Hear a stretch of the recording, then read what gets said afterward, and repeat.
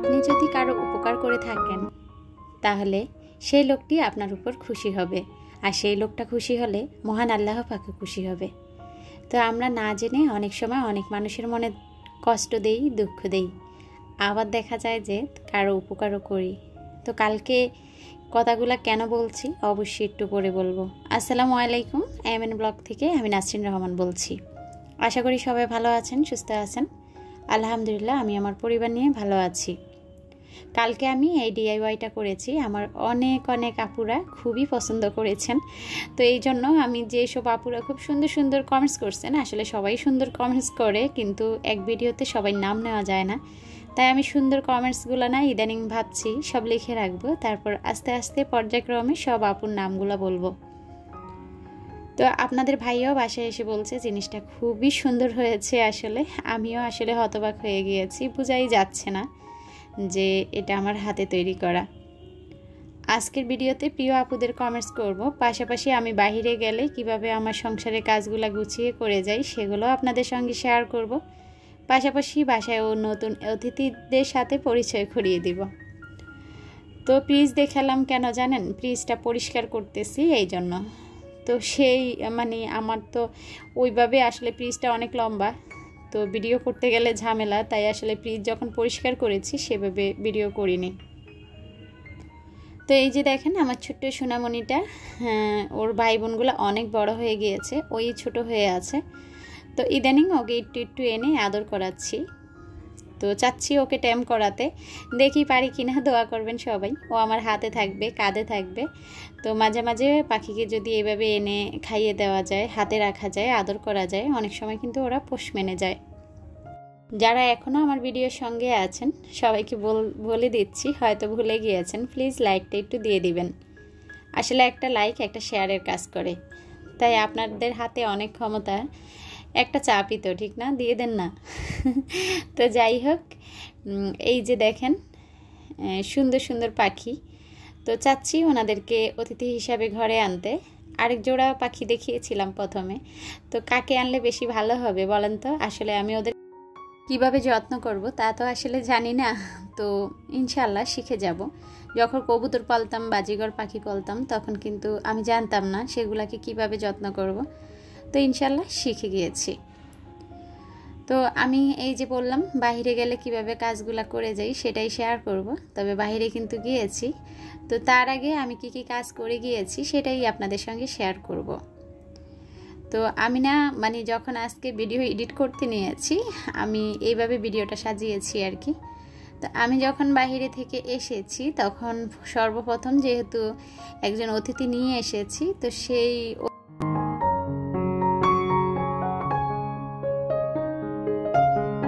সেই অতিথিকে তো থাকতে দিতে হবে। তো তার জন্য ওনার জন্য বাসাটা বানিয়ে নিচ্ছি। আর ওনাকে যখন আমি ওনার বক্সটাতে রাখতে গিয়েছি তখন কি হয়েছে একটু পরেই দেখতে পাবেন। আসলে খুব ভয় পেয়েছিলাম, আমার নিয়াজ তো এত চিৎকার করেছে কি বলবো। তো আসলে নিয়াজ অনেক দিন ধরেই চাচ্ছে যে এই পাইটার পিসটা আনার জন্য।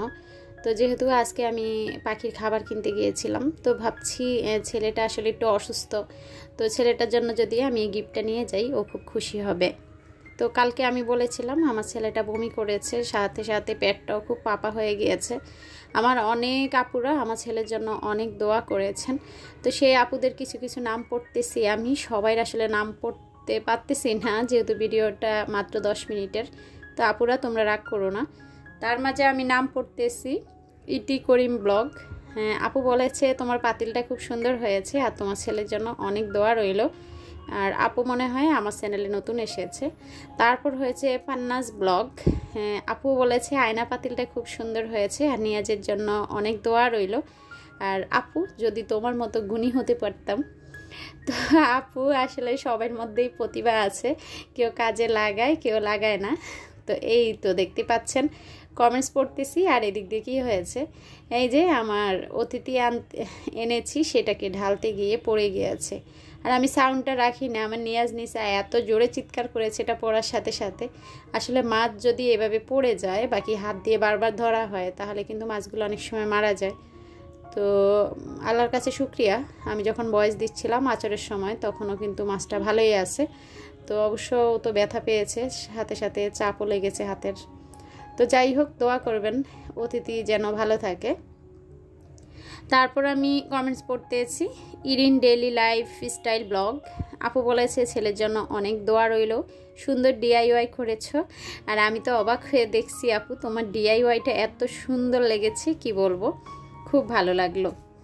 তো আর মাই ডেইলি লাইফ কিচেন শিশির আপু আমার ছেলের জন্য অনেক দোয়া করেছেন যে নিয়াজ ভালো হয়ে যাক, দোয়া রইল। তো আমার আরও আপুরা আসলে অনেক দোয়া করেছেন, সবগুলা কমেন্টস আসলে আমি পড়তে পারি না। তারপর রুনা সোহেল আইডি থেকে আপু বলেছেন যে তোমার ছেলের জন্য অনেক দোয়া রইল। তো আপনাদের সকলের দোয়ায় আলহামদুলিল্লাহ আমার ছেলে অনেকটাই ভালো আছে, গ্যাসের ওষুধ খাওয়াচ্ছি। আর ওকে বলতেছি তুমি যদি গ্যাসের মানে ওষুধ না খাও আর ঠিকমতো ভাজা পোড়া বন্ধ করো তাহলে কিন্তু তুমি ভালো হয়ে যাবে। আর যদি এভাবে খেতেই থাকো তাহলে কিন্তু এই যে কষ্ট পাচ্ছ সেটা পেয়েই যাবা। তো দেখতেই পাচ্ছেন নিয়াজের নতুন অতিথি কেমন হয়েছে জানাবেন। তো আমার কাছে না আসলে এই কালারটা বেশি ভালো লেগেছিল, তাই এই কালারটাই নিয়ে এসেছি। আর এই তো সকালবেলা বাচ্চাদেরকে আমি পাস্তা রান্না করে দিয়েছি। তো সেটা ডিটেলস শেয়ার করি না, কেননা এই পাস্তা রান্না আমার চ্যানেলে আরও আছে তার জন্য। তো আমি কিন্তু পাস্তাটা একদম সহজভাবে রান্না করেছি আর কি, শুধু ডিম আর একটু পেঁয়াজ মরিচ দিয়ে। তো নিয়াজ আসলে খায়নি, ও বলতেছে ওর কাছে ভালো লাগে না। তো আজকে নিয়াজকে আসলে রুটি দিয়েছি। হ্যাঁ, ওর বাবা বলেছে যদি রুটি না খাওয়াতে পারো সেটাই ভালো, কিন্তু ও আসলে রুটি খাবেই। তো রুটি দিলাম, আজকে রুটি বানানো হয়েছে, পাস্তা রান্না হয়েছে। তো বাচ্চাদেরকে এগুলা খেতে দিয়ে তারপর ওই যে বললাম বাহিরে যাব, তার জন্য কি কি কাজ করেছি দেখেন। তো সব সময় আমার হয় কি যে পানির বোতলগুলোতে পানি রাখতে হয়, কেননা যেহেতু ফিল্টারে আসলে পানি হলে তারপরে এটার উপর নির্ভর করি, ফিল্টারে পানি খেতে খেতে কিন্তু শেষ হয়ে যায়। তো তার জন্য দেখা যায় যে মানে বোতলগুলো ফিল্টার থেকে পানি নিয়ে নিয়ে তারপর ঢুকিয়ে রাখি, আবার ফিল্টার ভরে থাকে, তাহলে আর আসলে পানির সমস্যা হয় না। তো আমি আসলে বাইরে যাওয়ার আগেই ফ্রেশ হয়ে নিয়েছি, গোসল করলাম, যে এসে আসলে একদমই আমি সময় পাবো না। তো এসে একটু ঠান্ডা হয়ে অজু করে যেন নামাজ পড়তে পারি সেই ব্যবস্থা আর কি, সব কাজকর্ম করেই যাচ্ছি। তো বললামই তো মাছকে রেখেছি সেই ভিডিও আগে দিয়েছি, আর যে কাজগুলো করেছি সেটা পরে দিয়েছি। তো এই তো পানিগুলা গুছিয়ে নিলাম, তার মাঝে কিন্তু আমার বিছানাটা আমি রেডি করে ফেলেছি। তো বিছানা গুছানোর সময় আসলে আমার ক্যামেরাটা রাখতে একটু অসুবিধা, তাই খুব কম দেখাই আমি বিছানা গুছানো, তারপরও মাঝে মাঝে শেয়ার করি।